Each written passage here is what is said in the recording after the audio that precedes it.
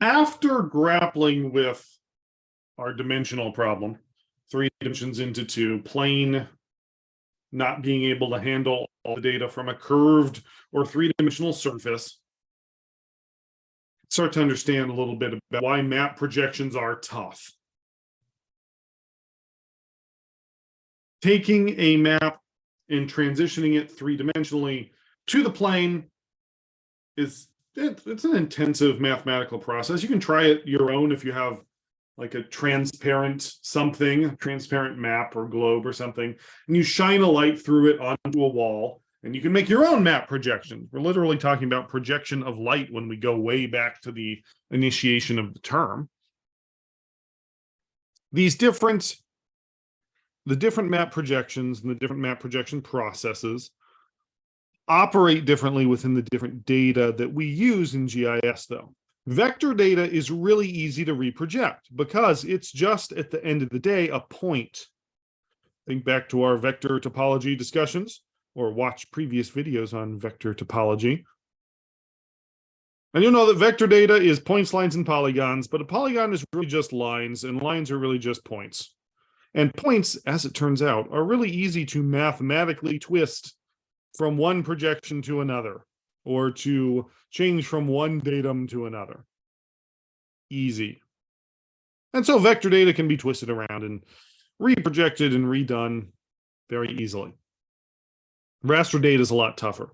Raster data are pixels arranged in a grid, and so they form a sheet.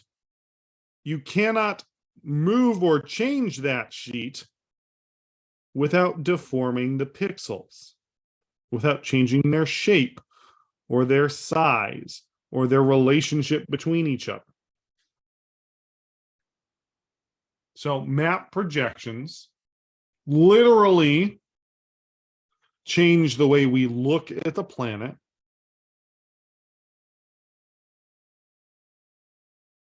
There's a Robinson projection versus a Peters projection.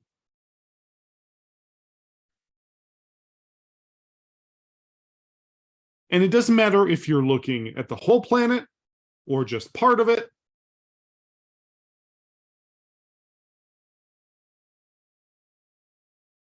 Three different coordinate systems, 3 different where are you? I don't know. How about 8 of them?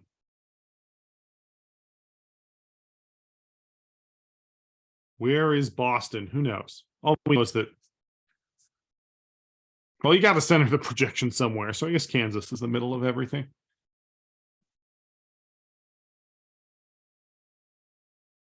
It operates regionally,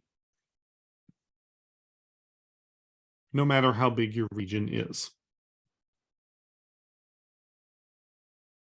All of these differences are due to how we handle transitioning that well-surveyed, well-organized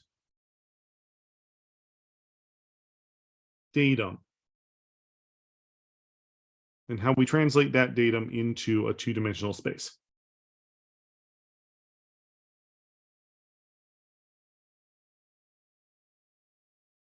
This plays out in lots of different situations and in lots of different contexts, these differences in projection.